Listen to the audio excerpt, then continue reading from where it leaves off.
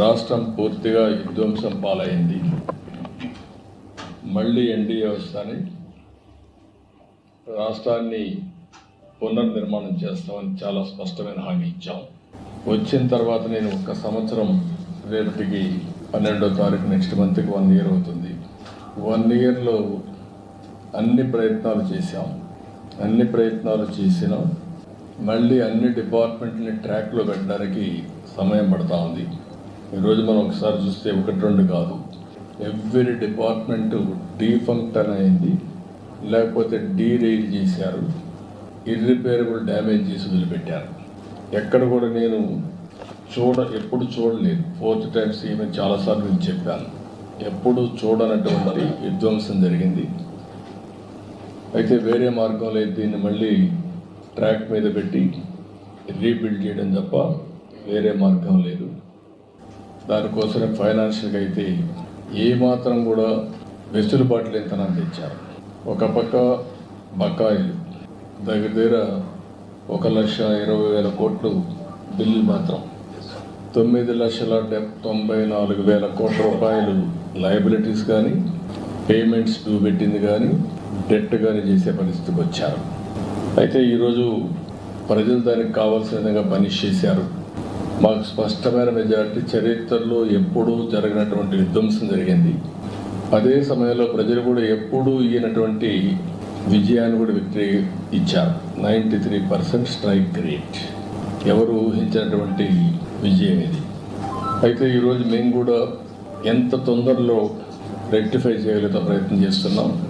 ఒక పక్క అమరావతి, ఒక పక్క పోలవరం, ఇంకొక పక్క విశాఖపట్నం స్టీల్ ప్లాంట్ని ఒక ప్యాకేజ్ తీసి మళ్ళా రివైవ్ చేయడం, విశాఖపట్నం రైల్వే జోన్, ఇండస్ట్రీస్ కూడా డొమెస్టిక్ ఇన్వెస్ట్మెంట్ ఈ సంవత్సరంలో హైయెస్ట్ ఆంధ్రప్రదేశ్ రావడం, ఇవన్నీ కూడా చేసుకుంటున్నాయి. ఈరోజు నేను వచ్చింది, ఇక్కడికి వచ్చినప్పుడు 5-6 మంది మంత్రుల్ని, 7 మంది మంత్రులు కలుస్తున్నాను. ఒకటి ప్రహ్లాద్ జోషిని కలిచాము. Andhra Pradesh integrated clean energy policy ఒకటి తీసుకొచ్చాము. ఈ పాలసీ ప్రకారం 72 గిగావాట్ల పవర్ని గ్రీన్ ఎనర్జీ ఉత్పత్తి చేస్తామని చాలా స్పష్టమైన హామీ ఇచ్చాం. ఒరిజినల్గా అయితే 160 గిగావాట్లు ఉత్పత్తి చేయాలని, దేశం మొత్తం 500 గిగావాట్ల non fossil fuel based energy capacity తయారు చేయాలని ఒక లక్ష్యంగా పెట్టుకున్నారు. ఆ లక్ష్యాన్ని మేజర్ చంక్ ఆంధ్రప్రదేశ్లో వచ్చేట్టుగా మేము ఒక ప్రోగ్రాం పెట్టుకొని ముందుకు పోతున్నాం. దీంట్లో వారిని కోరింది ఈరోజు మేజర్గా 28,346 కోట్ల రూపాయలు green energy corridor transmission lines అడిగాం. ఇది చాలా అవసరం. ఎనర్జీని ఉత్పత్తి చేయడమే కాకుండా దాన్ని ట్రాన్స్మిషన్ కూడా చేయాల్సిన అవసరం ఉంది. దానికి ఒప్పుకున్నారు, చేస్తామని చెప్పి హామీ ఇచ్చారు. రాయలసీమలో 11 గిగావాట్ సోలార్ పవర్ని ట్రాన్స్మిట్ చేయాల్సిన అవసరం ఉంది. పంప్డ్ ఎనర్జీ కూడా ఒక 7,370 మెగావాట్లని ఇది చేయాల్సిన అవసరం ఉంది. ఈ రెండింటి కూడా వారికి చెప్పిన తర్వాత దాన్ని పాజిటివ్గా తీసుకొని చేస్తా అన్నారు. అదే సమయంలో ఏదైతే సోలార్ రూఫ్ టాప్ సూర్యగారు, ఈ కార్యక్రమం కింద ఒక 30 లక్షల కుటుంబాలకి కరెంట్ ఇవ్వాలనుకుంటున్నాం. దాన్ని కూడా క్లియరెన్స్ ఇవ్వమని చెప్పి అడిగాను. ఇది డిమాండ్ డ్రివన్ ప్రోగ్రామ్ కాబట్టి మీరు ఎంత చేసి అంత ఇస్తామని చెప్పారు. దాని ప్రకారం మ్యాక్సిమం వెళ్తున్నాం. ఇది కూడా క్లియర్ చేయడం జరిగింది. అందుకే కాన్స్టిట్యున్సీకి మినిమం 10,000 రూఫ్ టాప్ సూర్యగారి కింద ముందుకు పోతున్నాం. ఇది కూడా వార్ ఫుటింగ్లో, ఎస్పెషలీ వీకర్ సెక్షన్స్కి SC ST ఫ్రీగా ఇస్తాం. గవర్నమెంట్ ఆఫ్ ఇండియా ఇచ్చేదే కాకుండా బీసీలకు అదనంగా ఒక 20,000 రూపాయలు అదనంగా ఇస్తాం. దీన్ని పెద్ద ఎత్తున టేకప్ చేశాం. ఇంకొక పక్కన సబ్స్టేషన్ ఫీడర్ లెవెల్లో కుసుమ్ కింద 2,000 మెగావాట్లు ఉత్పత్తి చేయడానికి అనుమతించారు. అది కూడా శాంక్షన్ చేశారు. దాన్ని కూడా తీసుకొని ముందుకు పోతాం. దీంతో ఆంధ్రప్రదేశ్ గ్రీన్ ఎనర్జీ హబ్గా తయారవుతుంది. రాయలసీమలో అడ్వాంటేజ్ ఉంది. ఒక పక్క సోలార్ ఎనర్జీ, ఇంకొక పక్కన ఏదైతే విండ్ ఎనర్జీ, మూడోది పంప్డ్ ఎనర్జీ. ఈ మూడు కలిపి బ్యాటరీ కూడా పెట్టుకోగలిగితే 24/7 పవర్ వచ్చే పరిస్థితి వస్తుంది.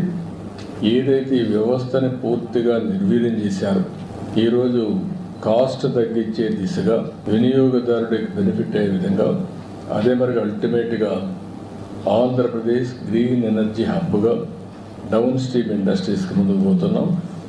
రాయలసీమ అయితే గ్రీన్ ఎనర్జీ ఉత్పత్తి చేయడం మనకు వస్తుంది. అదే మరి కోస్టల్లో ఏవైతే పోర్ట్స్ ఆధారంగా చేసుకొని ఎక్కడికక్కడ గ్రీన్ హైడ్రోజన్, అమోనియా ఇవన్నీ ఎక్స్పోర్ట్ చేయడానికి అవకాశం ఉంది.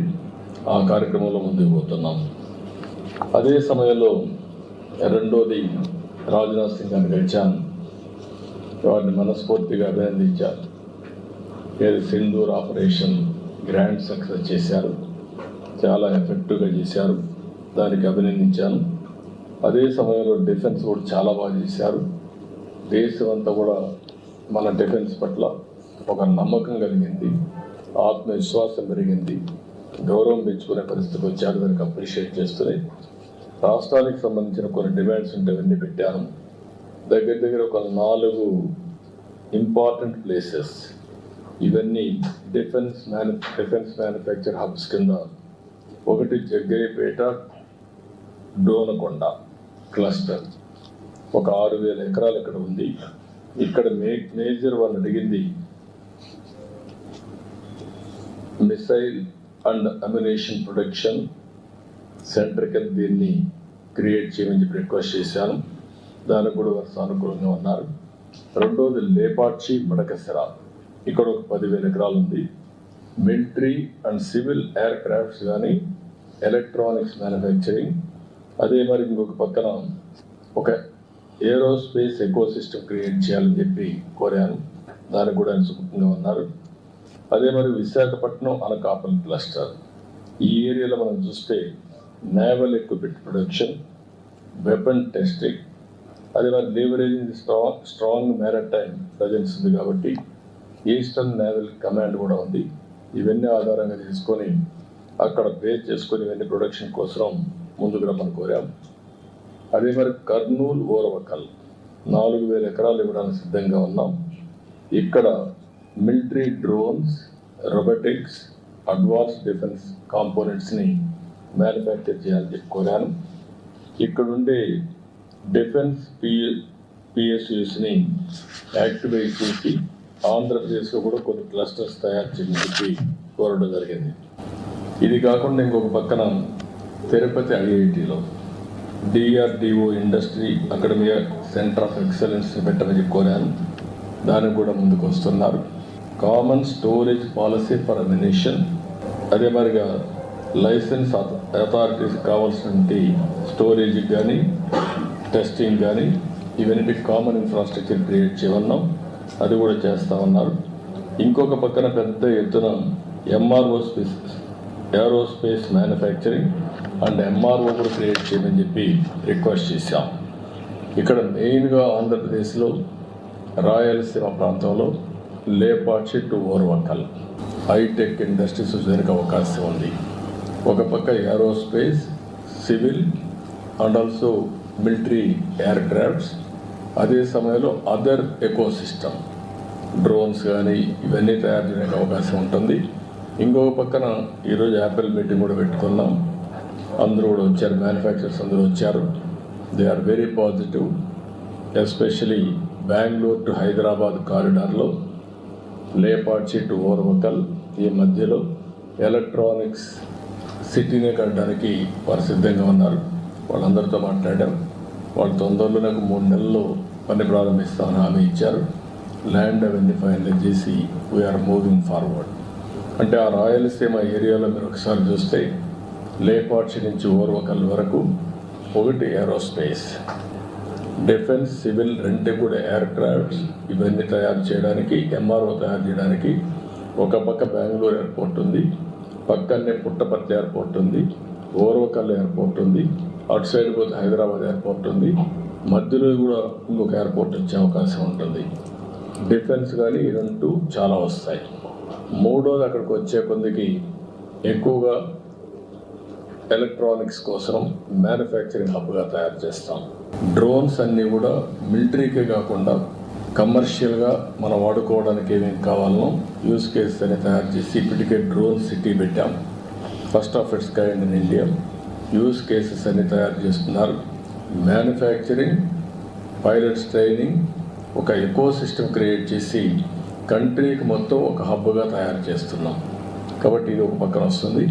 ఇంకొక పక్కన ఏదైతే స్పేస్ ఇండస్ట్రీ ఆంధ్రప్రదేశ్లో ఒక అడ్వాంటేజ్ ఉంది. ఆ అడ్వాంటేజ్ కూడా మీరు ఒకసారి చూస్తే శ్రీహరికోట లాంచింగ్ ప్యాడ్ ఉంది. దేశంలో ఎక్కడ లేని ఇన్ఫ్రాస్ట్రక్చర్ ఉంది.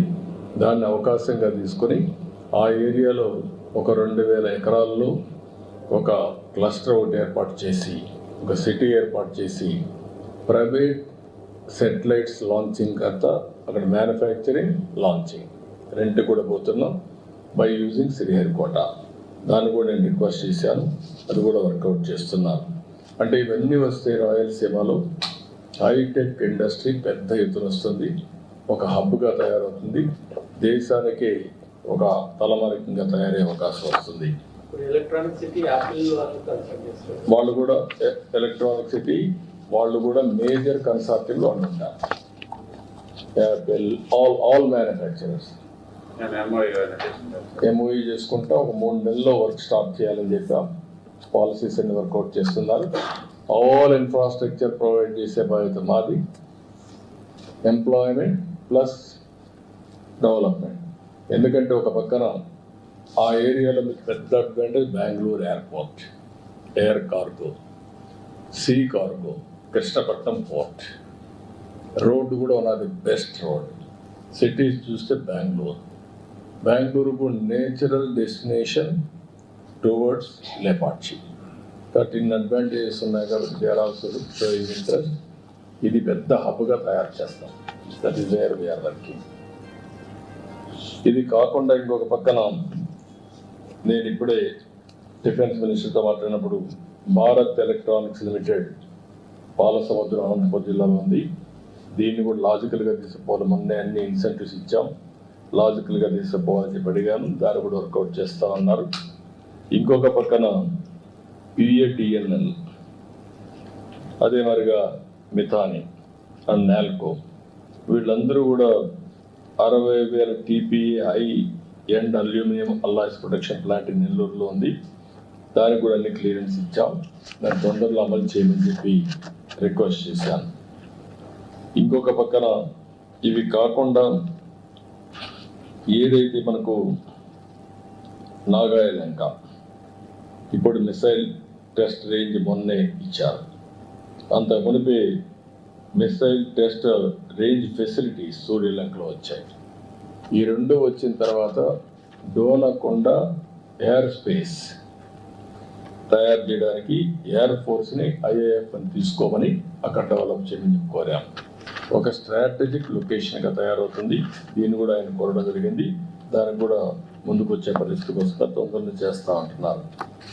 విశాఖపట్నం కూడా మీరు చూస్తే naval equipment and weapons testing facility పెట్టమని, ఏదైతే ఈస్టర్న్ నేవల్ కమాండ్ ఉంది కాబట్టి అక్కడ national advanced of sure base పెట్టుకొని ఇవన్నీ డెవలప్ చేయమన్నాం. దీనికి కూడా ముందుకు వస్తామని చెప్పారు. అంటే మొత్తం ఇంకొక పక్కన ఆంధ్రప్రదేశ్లో ఆర్మీ కంటోన్మెంట్ లేవు. Very interesting. ఉండేవి తెలంగాణకు వచ్చాయి, తమిళనాడుకు వచ్చాయి, కర్ణాటకకు వచ్చాయి. ఆంధ్రప్రదేశ్లో మాత్రం ఎలాంటి మిలిటరీ కంటోన్మెంట్ లేని పరిస్థితి వచ్చింది. ఆంధ్రప్రదేశ్లో కావాలి, అది కూడా చెప్పాను, వర్కౌట్ చేస్తా ఉన్నారు. ఇవి కాకుండా ఈరోజు నేను కలిసింది సిఆర్ పార్టీని కలిశాను. యాజ్ యూజువల్ పోలవరం రిపోర్ట్ చేశాను. ఫాస్ట్ ట్రాక్లో పోలవరం ముందుకెళ్తా ఉంది. 2027కి పూర్తి చేయడానికి అన్ని విధాలు దాన్ని తీసుకెళ్తున్నాం. వీలైతే 2027 మార్చికే చేయాలని కూడా ఒక ఆలోచన చేస్తున్నాం. ఎక్కడ కూడా స్పీడ్లో కానీ లేకపోతే క్వాలిటీలో కాంప్రమైజ్ లేదు. ఇంటర్నేషనల్ కన్సల్టెంట్స్ ఉన్నారు. CWC ఓవరాల్ సూపర్విజన్ పెట్టారు. Ministry of water resource minister అయితే 2 monthsకి ఒకసారి రివ్యూ చేసుకుంటున్నారు. అల్టిమేట్గా ఎక్కడా రాజీ పడకుండా క్వాలిటీ కింద ముందుకు పోతున్నాం. ఎలాంటి రాజీ పడకుండా ఓవర్ ల్యాపింగ్, ఓసారి క్వాలిటీ కాంప్రమైజ్ కాకుండా టైం కావాలంటే తీసుకుని కంటిన్యూగా ప్లానింగ్ చేసి ఎంత తొందరగా అయితే తొందరలో పోలవరం పూర్తి చేసి జాతికి అంకితం చేస్తాం. పోలవరం మీ అందరికీ తెలుసు, ఒక డ్రీమ్ ప్రాజెక్ట్. తెలుగు జాతికి ఇది ఒక పెద్ద వరం. అలాంటి ప్రాజెక్ట్ని డయాఫామ్ వాల్ మొత్తం గోదావరిలో కలిపేసి ఈరోజు మళ్ళీ వేరే డయాఫామ్ వాల్ 400 కోట్లతో చేసిన దాన్ని ఈరోజు దగ్గర 980 కోట్లు ఖర్చు పెట్టే పరిస్థితికి వచ్చాం. మోర్ దెన్ డబల్ అలా ఖర్చు పెట్టి ప్యారలల్ డయాఫామ్లు కట్టే పరిస్థితికి వచ్చాం. కాస్ట్ కూడా పెరిగింది. అయితే ఓసారి ప్రజాస్వామ్యం హెవీ ప్రైస్ కూడా పే చేస్తుంది, అదే జరిగింది. ఏదైనా కూడా ప్రాజెక్ట్ని ఏమాత్రం నిర్లక్ష్యం చేయకుండా పూర్తి చేస్తున్నాం. It is going on war footing. తప్పకుండా 2027 పూర్తి చేసి జాతికి అంకితం చేస్తాం. As per the schedule, even ahead of the schedule. Water level కూడా ఫేజ్ 1 పూర్తి అవుతానే. అది మనకు బైఫర్కేషన్ యాక్ట్లో పెట్టినటువంటి ప్రొవిజన్. అది పూర్తి స్థాయి నీళ్లు పెట్టాలి. దానికి రీహాబిలిటేషన్ అంతా గవర్నమెంట్ ఆఫ్ ఇండియా ఇవ్వాలి. దాన్ని కూడా గవర్నమెంట్ ఆఫ్ ఇండియాతో వర్కౌట్ చేసుకుంటాం. ఇక్కడికి వచ్చినప్పుడు మళ్ళీ పోలవరం బనకచెర్ల ఒక ప్రాజెక్ట్. దీన్ని ఎక్కడికక్కడ వర్కౌట్ చేస్తున్నాం. ఇందులో కూడా ఎందుకంటే గవర్నమెంట్ ఆఫ్ ఇండియా మొత్తం చేయమంటే అన్ని రాష్ట్రాలు ఉన్నాయి కాబట్టి చేస్తారని వాళ్ళు ఒకరే చేయలేరు. కాబట్టి మేము అడిగింది government of Andhra Pradesh, government of India ham మోడల్లో ముగ్గురం కలిసి చేద్దాం. ఇది పెద్ద ప్రాజెక్ట్కి 80,000 కోట్లు అవుతుంది. 200 TMCF నీళ్లు డైవర్ట్ చేయాలని, గోదావరి నుంచి నేరుగా బనకచెర్లకు 200 TMC నీళ్లు తీసుకుపోగలిగితే ఇట్ ఈస్ క్లీన్ చేంజర్. ఇందులో 3 బిట్లు ఉంటాయి. ఒకటి first Godavari Krishna, 2 Krishna to Nagarjuna Sagar right main canal. అక్కడ రిజర్వాయర్ కూడా వస్తుంది, గొల్లాపల్లి రిజర్వాయర్ వస్తుంది. అక్కడి నుంచి వెలుగొండ కూడా నీళ్ళు వెళ్ళే పరిస్థితి వస్తుంది గ్రావిటీతో. థర్డ్ బిట్ గొల్లాపల్లి నుంచి Nagarjuna Sagar right main canal నుంచి Banakacherla. That is the gateway. అక్కడికి వెళ్తే ఆల్ రిజర్వాయర్స్కి, ఆల్ కెనాల్స్కి మనం కనెక్ట్ చేసే పరిస్థితి వస్తుంది. ఇన్క్లూడింగ్ సోమశిల, కందలేర్ అండ్ తిరుపతి బాలాజీ సాగర్ కూడా వచ్చే పరిస్థితి, రిజర్వాయర్కి వచ్చే పరిస్థితి వస్తుంది. ఇది మొత్తం కలిసి దగ్గర 80,000 కోట్ల రూపాయలు అవుతుంది. దీనివల్ల గాలేరు నగరికి, హంద్రి నివాకి, తెలుగు గంగకి, వెలుగొండకి అన్నిటికీ అన్నిటినీ ఇచ్చే పరిస్థితి వస్తుంది. దీన్ని తొందరలోనే 1 month లోపల ఎగ్జామిన్ చేయమన్నాం. ఇది ఎవరికి కూడా వ్యతిరేకం కాదు. ఈరోజు తెలంగాణ రాష్ట్రంలో అక్కడ చిన్న ప్రాజెక్ట్ వాడు కూడా కొన్ని ప్రాజెక్టులు చేస్తున్నారు గోదావరి మీద. అక్కడ మిగిలిన నీళ్ళు ఇక్కడికి వస్తే ఇక్కడ ఏ రాష్ట్రానికి పోయే పని లేదు. ఈ నీళ్ళన్నీ నేరుగా విత్ ఇన్ ది స్టేట్. ఇది intra river linkage, not inter state river linkage. Water dispute కూడా లేని ప్రాజెక్ట్.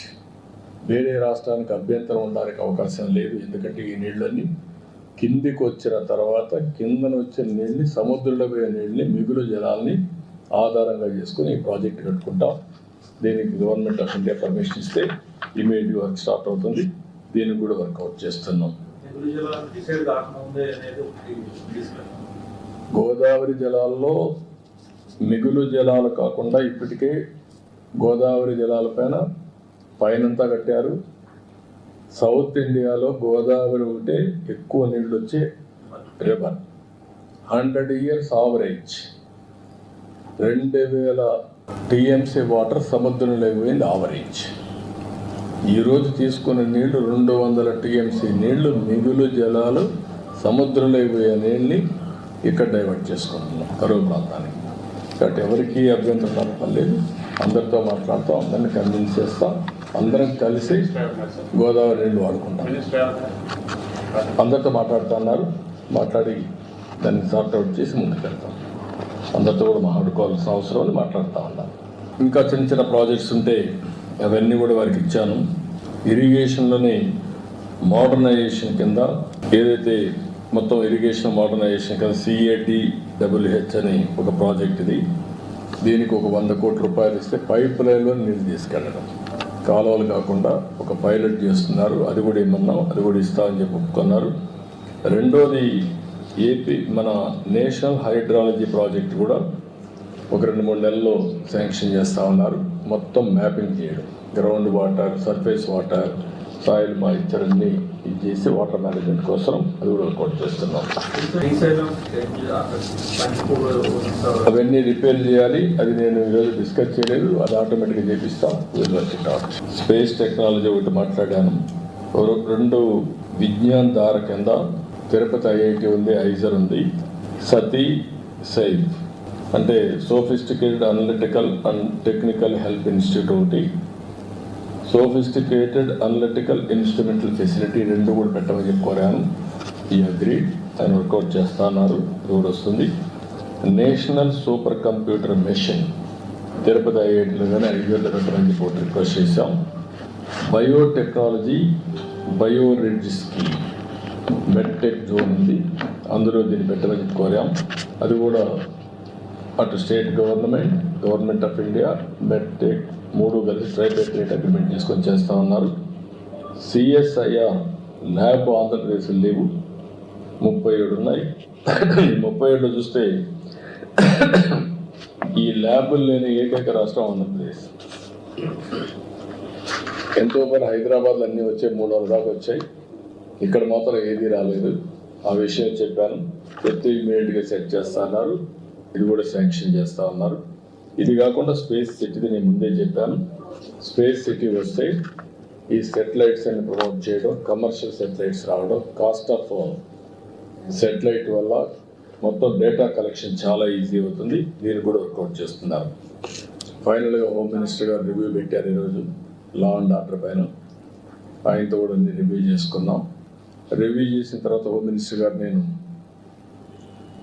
గడిచినటువంటి టెక్నాలజీ, న్యూ క్రిమినల్ లా ఇవన్నీ రివ్యూ చేస్తున్నారు. Part of his ministry. ఇప్పటికీ ఒక 24 రాష్ట్రాలని రివ్యూ చేశారు. ఈరోజు మంది కూడా అయింది. దానికి కొన్ని సూచనలు ఇచ్చారు, అవన్నీ చేస్తున్నాం. అదే సమయంలో నేను పర్సనల్గా కలిసి అమరావతి దీనికి బైఫర్కేషన్ యాక్ట్లో 10 years తర్వాత కామన్ రాజధాని హైదరాబాద్ అయిపోయింది. ఇప్పుడు నోటిఫై చేయాల్సిన అవసరం ఉంది.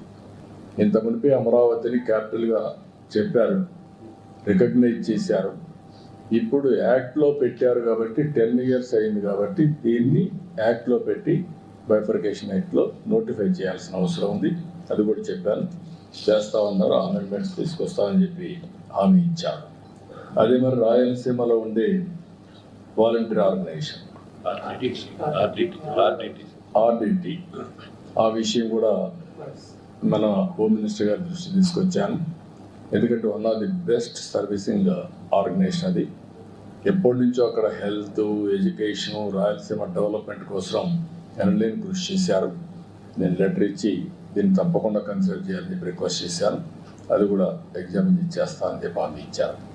ఈ బ్రీఫ్గా నిర్మలా సీతారామన్ గారి దగ్గరికి వచ్చినప్పుడు మాకుండే ఫైనాన్షియల్ ప్రాబ్లమ్స్ అన్నీ ఎప్పటికప్పుడు ఎక్స్ప్లెయిన్ చేసి, ఇంకా బెయిల్అవుట్ కావడానికి ఇంకా కొంచెం టైం పడుతుంది, ఏ విధంగా చేస్తారో శాసకీయ కింద కానీ, లాస్ట్ టైం ఒక స్కీమ్ పెట్టారు, పూర్వోదయ స్కీమ్ పెట్టారు. ఆ పూర్వోదయ స్కీమ్ కింద కొంత డబ్బులు ఇప్పించమని కోరాను. ఈ రెండు కాకుండా ఇంకొక పక్కన మనకు బకాయిలు రావాల్సినవి అంటే వేరియస్ రీజన్స్ వల్ల కట్ చేశారు, అవి కూడా ఇమ్మని చెప్పి రిక్వెస్ట్ చేశాను. ఇవి కాకుండా ఫైనల్గా మనకచర్ల, పోలవరం ఆర్థిక సహాయం చేయడానికి ఫైనాన్షియల్ స్ట్రక్చరింగ్ కోసం రిక్వెస్ట్ చేశాను. దానికి కూడా వరుసగా ఉన్నాను. ఇది బ్రీఫ్గా. రేపు నీతి ఆయోగ్ 2047 ఏదైతే విజన్ 2047 వికసిత్ భారత్, దీనికి కావాల్సిన అరేంజ్మెంట్ చేయడం కోసం, లేకపోతే వేరియస్ ఐడియాస్ తీసుకోవడం కోసం ప్రధానమంత్రి పెట్టాడు. దానిపైన I will give my presentation, then I will tell you. For all of you. అంటే మన స్టేట్ గారు కొత్తగా ప్రాజెక్టులను అడుగుతున్నారు. నేను ప్రధానమంత్రి గారిని కానీ మిమ్మల్ని కానీ విజ్ఞప్తి చేసేది, money is not the issue. మీరు గుర్తుపెట్టుకోవాలి, ఆల్వేస్ ఒక పాజిటివ్ పబ్లిక్ పాలసీ. దేశంలో ఆర్థిక సంస్కరణలు వచ్చాయి. ఆర్థిక సంస్కరణలు రాకమునకు 2%, 3% ఎకనామిక్ గ్రోత్ ఉండేది. ఆర్థిక సంస్కరణలు వచ్చిన తర్వాత గ్రోత్ అబ్నార్మల్గా పెరిగింది. మనకు IT advantage, first more advantage వచ్చింది. అదొక పబ్లిక్ పాలసీ. ఒక్క ఐటీతో ఈరోజు ప్రపంచం మొత్తం భారతీయుల యొక్క శక్తి, హైయెస్ట్ పర్ క్యాపిటల్ ఇన్కమ్కి చిరునామాగా తయారయ్యారు. అందులో ఫస్ట్ మూవర్ కింద తెలుగు వాళ్ళు ఉన్నారు కాబట్టి 33% తెలుగు వాళ్ళు తయారయ్యే పరిస్థితికి వచ్చారు. మనం పెట్టిన policy demographic dividend as a windfall వచ్చింది. India is only the country having advantage, demographic dividend. ఈ 3 డెడ్లీ కాంబినేషన్. మీరందరూ ఎంతో పైన ఎంత డబ్బులు ఇస్తారు, 1000 కోట్లు ఇస్తారా, 50 కోట్లు ఇస్తారా, ఇందులో ఉన్నారు. వెల్త్ క్రియేట్ చేయడానికి పబ్లిక్ పాలసీస్ కావాలి. పబ్లిక్ పాలసీలు కూడా మీరు చూస్తే ఒకప్పుడు పీపీపీ మోడల్స్ వచ్చాయి, public private partnership. Now public private పార్ట్నర్షిప్లోనే వైబిలిటీ గ్యాప్ ఫండింగ్ వస్తుంది, హ్యామ్ మోడల్స్ వస్తున్నాయి. మనం గుర్తుపెట్టుకోవాలి, ఒక పక్క వెల్ఫేర్ ఇస్తున్నాయి, ఇంకొక పక్కన ఏ విధంగా అభివృద్ధికి ఎలాంటి అడ్డంకులు లేకుండా ఏ విధంగా ఫైనాన్షియల్ సపోర్ట్ మొబిలైజ్ చేయాలి, మస్టర్ చేయాలి, అది ఇంపార్టెంట్. అట్లా కాకుండా ఎంచోగానే డబ్బులు ఎక్కడి నుంచి వస్తాయి చెప్పండి. ఇప్పుడు ఉదాహరణకు కొంతమంది అసూయ పడేవాళ్ళు అసూయ పడుతూనే ఉంటారు. ఈరోజు మనం అందరం చూసాం, ఎగ్జాక్ట్గా 20 years బ్యాక్ మన ఎయిర్పోర్ట్లు ఎట్లున్నాయో ఒకసారి గుర్తుపెట్టుకోండి. First airport Hyderabad airport, green field airport ఎస్కాం. అప్పుడు నన్ను అడిగారు డబ్బులు ఉన్నాయి. ఆనాటి ప్రధానమంత్రి గారు కూడా అన్నారు, వాజ్పేయి గారు అడిగారు, బాబు నువ్వు కొత్త ఆలోచనలు వస్తావు, డబ్బులు ఎక్కడున్నాయన్నాడు. సార్ మీ డబ్బులు నాకు అవసరం లేదు, నేను అడిగేది ఒక పాలసీ. మీరు ఆ పాలసీ ఇవ్వండి, గ్రీన్ ఫీల్డ్. మీకు ఇంట్రెస్ట్ ఉంటే కొంచెం షేర్ పెట్టుకోండి ఈక్విటీ, మీకు ఇంట్రెస్ట్ లేకపోతే కూడా వద్దు, మేమే పెట్టుకుంటాం, మీకు ఆదాయం వస్తుంది. ఎందుకంటే ప్రతి ఒక్క టికెట్ అమ్మితే గవర్నమెంట్కి ఆదాయం బోలెడంత వస్తుంది. ఈ మాట చెప్పాను. ఫస్ట్ దానికి 32 మీటింగ్స్ మీరు గుర్తుపెట్టుకోవాలి. కొంతమంది అప్పుడు ఉండేవాళ్ళు ఉన్నారు, 32 మీటింగ్స్ అయినాయి. ఇప్పుడు రామ్మోహన్ రెడ్డి లేడు ఇక్కడ మంత్రి, వాళ్ళ మినిస్టర్ అయితే పూర్తిగా వ్యతిరేకం, దానికి ఆ పాలసీకే వ్యతిరేకం. ఫైట్ చేశాను, ఫైనల్గా ఆయన యాక్సెప్ట్ చేశాడు. Today Hyderabad is contributing, airport is contributing 17% growth rate. Single factor. సరే, మళ్ళీ ఆ ఎకో సిస్టంలో ఒక outer ring road, knowledge economy, IT, BT, pharma, finance అన్నీ వచ్చాయి. అది అయిన తర్వాత బెంగళూరు ఎయిర్పోర్ట్ వచ్చింది. అప్పుడు ఈ బెంగళూరు ఎయిర్పోర్ట్ రాలా, తర్వాత ఫాలో అయ్యారు. ఈరోజు Hyderabad airport most functional airport, Delhi వచ్చాయని వచ్చాయి. బెంగళూరు ఎయిర్పోర్ట్ మనం నేను చూశాను, best airport in the world తయారయ్యే పరిస్థితికి వచ్చి సెకండ్ టర్మినల్ అయితే మనది బెస్ట్ టర్మినల్.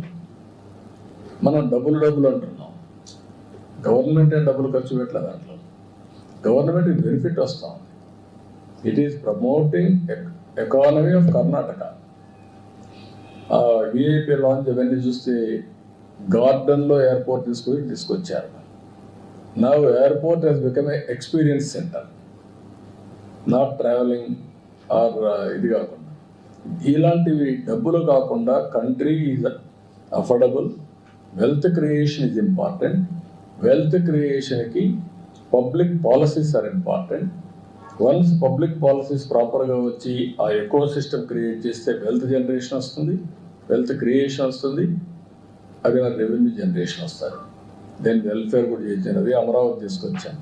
ఈరోజు అమరావతి మోడల్ ఏంటి? ఏం పెట్టావు డబ్బులు ఖర్చు? ప్రతి ఒక్కరు అంటున్నాడు, ఒక ఊర్లో పని కాకపోతే ఈ డబ్బులు తీసి ఖర్చు పెట్టా అంట. కనీసం ఒక మనుషులకు కావాల్సింది మినిమం కామన్ సెన్స్ అయినా ఉండాలి. రాజకీయ ఎకరాలు అమరావతి అవసరం అంటున్నాడు సార్ జగన్. కాదు, నేను అడిగేది నీకు నష్టం ఏంటంటున్నా. ఆ భూమి రైతులు ఇచ్చారు, రాష్ట్రానికి కట్టాము, నీకెందుకు అంత వస్తుంది? ఈరోజు ఆంధ్రప్రదేశ్ ప్రజలకు అవసరం లేదా? ఒక హైదరాబాద్ తెలంగాణకు వచ్చింది, డెవలప్ చేశాం. 75% of income is coming from Hyderabad. 75%. 67% service sector. 9.3% revenue from GSDP because of service sector. కాబట్టి 9.3% హైయెస్ట్ రెవెన్యూ వచ్చేది, జిఎస్టిపి కలెక్షన్ వచ్చేది, జిఎస్టి కలెక్షన్ వచ్చేది from Telangana because of Hyderabad service sector. ఎట్లొచ్చాయి? ఇవన్నీ మర్చిపోయి ఏదంటే అడ్డంగా మాట్లాడడం, తెలిసి తెలియనితనంతో లేకుంటే మూర్ఖత్వంతో మాట్లాడితే ఒక వ్యక్తికి సమాధానం చెప్పడం కాదు, జాతికి సమాధానం చెప్పాల్సిన తెలుగు జాతి కోసం పనులు చేస్తున్నాం తప్ప వ్యక్తుల కోసం కాదు. ప్రపంచంలో ఎక్కడా జరగనటువంటి పాలసీ అది. నేనేం చెప్పాను వాళ్ళకి? ఒక నమ్మకం, ఒక trust factor. I gave a trust. మీ భూమి మీరు ఇవ్వండి. It is a win win situation. మీరు ఒక విధంగా చెప్పాలంటే రాజధానికి మీరు త్యాగం చేస్తున్నారు, మీరైతే నష్టపోరు. ఒక సెంటిమెంట్ ఉంటుంది మీకు, మా పూర్వీకుల నుంచి ఈ ల్యాండ్ ఉందని. మీ పూర్వీకుల నుంచి ఈ ల్యాండ్ ఉంది కాబట్టి ఇక్కడే కూర్చుంటే మీరు ఇప్పటికి ఇట్లా ఉంటారు. రాజధానికి ఇస్తే చరిత్ర తిరగరాస్తారు, మీ జీవితాలు కూడా మెరుగుపడతాయని చెప్పారు. ఒక నమ్మకం ఇచ్చారు, కొంత సఫర్ కూడా అయ్యారు. 29,000 ఎకరాలు, 29,000 మంది రైతులు, 34,000 ఎకరాలు ల్యాండ్ పూలింగ్లు ఇచ్చిన చరిత్ర ఒక్క అమరావతికి వచ్చింది. దాన్ని కూడా చిన్నాభిన్నం చేయడానికి అన్ని విధాల ప్రయత్నం చేశారు, ఏం చేయలేకపోయారు. ఆ power of Amaravati is so strong. ఇప్పుడు నిన్న నేను చూసింది, అక్కడ హైదరాబాద్, బెంగళూరు లాంటి ఎయిర్పోర్ట్ ఇంకా బెటర్ ఎయిర్పోర్ట్ ఇక్కడ రావాలని. మనం డబ్బులు పెట్టడం లేదు, వాళ్ళే కడతారు. వాళ్ళు కడితే మనకు రెవెన్యూ వస్తుంది, అమరావతిలో ఇంటర్నేషనల్ ఎయిర్పోర్ట్ వస్తుంది, రావాలి. లేకపోతే డెవలప్ పోతే ఎట్టామంటే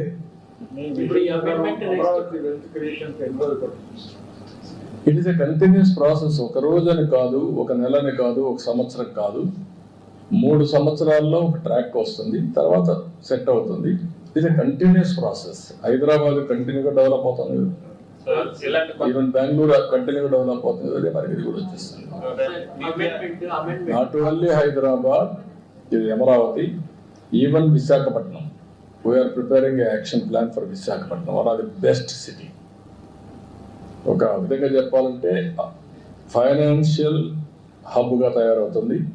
దట్ ఈస్ ది నాలెడ్జ్ ఎకానమీకి ఇండస్ట్రియల్ హబ్గా, pharma, steel, knowledge economy, tourism, all these things are going to develop in Visakhapatnam. Sir, అమరావతిని రీఆర్గనైజేషన్ యాక్ట్ లో చేరుస్తూ నెక్స్ట్ పార్లమెంట్ సెషన్ లో అమెండ్ చేస్తారు. రీఆర్గనైజేషన్ యాక్ట్ లో చేర్చమని కాదు, రీఆర్గనైజేషన్ యాక్ట్ లో పెట్టింది హైదరాబాద్ ని కామన్ క్యాపిటల్ గా పెట్టారు. 10 ఏళ్ళు అయిపోయింది, ఇప్పుడు ఏది క్యాపిటల్ లేదు. కాబట్టి అమరావతి ఇంతకుముందు అనౌన్స్ చేశారు, ఇప్పుడు అమెండ్మెంట్ చేసి నోటిఫై చేయమంటున్నాం. అదర్వైజ్ ఎప్పటికీ అమెండ్ చేస్తారు, ఎక్కడ చేయాలి అదే నెక్స్ట్ పార్లమెంట్ సెషన్ లో చేస్తారు. నేను చెప్పి రిక్వెస్ట్ చేస్తున్నాను. So if you can throw light on your visit to Delhi, especially your meeting with Rajnath Singh in the wake of the defense projects that you proposed from Andhra.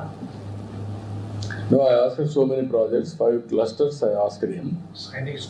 Sainik schools also, private schools, he is saying PPP model they are giving. 100 Sainik schools, PPP model. We asked him, already 4 are sanctioned from Andhra Pradesh. We will get some more. Anything else that you spoke to Rajnath Singh about, because you also congratulated him for Operation Sindoor? No, they have done extremely well. I congratulate him. Our defense played a major role under the leadership of Prime Minister and also execution by Rajnath Singh as Defense Minister. They have done with the precision and perfection. Sir, but this Operation Sindoor also exposed us to a lot of diplomatic challenges. No diplomatic challenges. What is the problem? So the No, anybody, I am asking you, can you support terrorism? If world has watched terrorism, we are fighting against terrorism. Not only terrorism, any violence, any kind, either extremism or rowdyism or economic terrorism, country cannot bear it. Terrorist activities, any form, all of us has to condemn. Otherwise, what is the safety for you to sit here? I am asking you. You want that life? Any civilized world? We are living in a civilized world. Civilized world cannot tolerate terrorist activity or terrorism for that matter. So my next question is on the tolerance bit. On the Operation Sindoor, on the recent arrest of Ashoka University professor, just for opinionating his opinions, he was a little critical of the government and he was arrested. So when we talk about Vincent Maharaj, I also talk about... No, what I am asking you, nation first. Yes. By sitting in the nation, you can talk. You cannot talk other countries or praising other countries. What is that? I am asking you. Democracy. But by damaging, even by sitting in India, you can operate for Pakistan. Is it right? Some people are operating. Yesterday you have seen some YouTube Yes, a lady. lady. What is this? You are democracy means not a freelancer to damage the nation. Everybody should have a restraint. You can contribute. One side, defense people are killing. Some places, innocent people I have seen. They told me, I received the dead body. I have seen eyewitness. I spoke to him. Within 2 minutes, before his eyes, they killed them. Is it right? So all of you have to think, if you are in that position, how you are behaving. That is important. Yes, entire country is totally boiled. All of us have to understand this. Sentiment of the people and security of the common man. Even defense at the cost of countries expended. We are all spending so much of money. Why we are spending money? To protect ourselves, our nation. So one thing that the Prime Minister said is the way in which indigenous defense equipments have come to the fore. As a state which is also looking at making its development path forward and also contributing towards Viksit Bharat, do you think that indigenous procuring of equipment from India is going to be important in the coming times? No, 100% we need indigenous equipment with the latest technologies. That is order of the day. That is where PM made a program, Make in India, Made in India, that helped us. Or otherwise, other technologies are vulnerable, always. Your own technology, always you will have your own USP. And also total protocol under our control. So you spoke about the green energy corridor. Could you tell us, because a lot of us don't understand Telugu, so could you tell us something about... So we are going in a big way. PM has given a program, 500 gigawatts. He wanted to produce green energy. In that program, we offered 72 gigawatts. We are near completion. We want to go 150 to 160 gigawatts we are planning in the near future. In Andhra Pradesh, Rayalaseema is a very good place for solar, wind and pumped energy because of platoon, particular platoon advantages. Now added to that, battery also we are going. That is green energy we are going to use for green hydrogen, ammonia, downstream industries. Already one project, NTPC and Government of Andhra Pradesh, our NetCap, they are having a joint venture, 1,60,000 crores, they are going to start one project for green hydrogen. Another thing, Greenco has started. They are also going for green ammonia in Kakinada. We are having excellent cost also. for export of green hydrogen and also downstream industries. Andhra Pradesh is going to become green energy hub. So how many green jobs will it create and what kind of skilling do you think will require? So it is a new energy. Jobs, for example, biofuel. Reliance has come to set up 500 units. Nearly 2.5 lakh jobs are going to create. 65,000 crores they are going to spend. Any time frame, sir? 3 years time. That is how we are working every project with a time frame. Day of MOU, we are having completion date. So what are the pending bills of the states which the center has to clear? Which one? How much is the pending bill? Pending dues. More than 1,20,000 crores we are able to clear some bills. Still there are pending. No, the pending dues. From the central government Central నుంచి government. ఎంత మీకు రావాల్సింది pending లో No, not central government. Previous government pending dues. Not from central government. Central government they have overdrawn and diverted. 92 central sponsored schemes. They gave money. Previous government spent that money for other purpose. They diverted. Now they have blacklisted Andhra Pradesh, not eligible for 92 schemes, central sponsored schemes. Now, 74 we revived. already 74 we have revived. Everything we want to revive. Even Jal Jeevan Mission, country is using. They have used only 2,000 crores, that too borewell water for drinking. Sir మీరు home ministry కలిసినప్పుడు మన Yes, sir. రాష్ట్ర కుంభకోణాల గురించి ఏమైనా చెప్తారు? అవి ఎప్పుడు చెప్తూనే ఉన్నాం కదా, మీరందరూ చూస్తూనే ఉన్నారు కదా. అట్లా కాదు సార్, లిక్కర్ కుంభకోణం జరగలేదు, అసలు నీటి దాంట్లోనే కుంభకోణం జరుగుతుంది, అమాయకులైన వాళ్ళని అరెస్ట్ చేస్తున్నారు జగన్మోహన్ రెడ్డి చెప్తున్నాడు సార్. నేను ఆ విషయాలు మాట్లాడదలుచుకోలేదు. Investigation is going on. Investigation will decide, will establish. నేను not Sir, your comment on the first phase will get over, sir. no, total project almost all will be over, and also from there onwards only submergence area, land acquisition, all those things will be pending. So you talked about Telangana a few minutes ago. The Chief Minister of Telangana has been named in the ED charge sheet of donating lakhs of money in the National Herald case. Revanth Reddy, also the Deputy Chief Minister D.K. Shiv Kumar of Karnataka, has been named by the Enforcement Directorate of donating money in the National Herald case. Your comment? When? Today, sir. According to you. No, without knowing information I cannot comment. Sir, Congress party, especially Rahul Gandhi, has been tweeting some, they're questioning Operation Sindoor and the Jaishankar. the direction of the government, the armed forces. How do you cover it, sir, on this? Sir, I am very clear on that. Sindoor, nobody should criticize or attack. That is not correct approach. Operation Sindoor is an inevitable situation to protect ourselves. No provocation. They came to our land, they killed 27 innocent people. Then naturally you have to hit back to create confidence among our citizens. Or otherwise, what is going to happen for this nation? How to protect this nation? Why you are spending so much of money on defense? We are not going wars against others or other countries. Anybody will come. They will create problem. They will kill our people. It is our right to fight it out. That is very clear.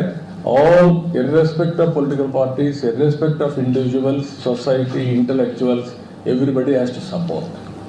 Then I am very clear. You also. You should not ask. You should condemn Jar itself. That is the spirit I want to build up this country. Otherwise, why should we work like this? Nation first, individuals next, agenda next. You have to keep in mind, all of you. Delhi liquor case 100 కోట్లు sir, AP liquor case 20 కోట్లు sir. అవన్నీ మీకు తొందరగా వస్తాయి కదా, నేను మాట్లాడేందుకు. Okay.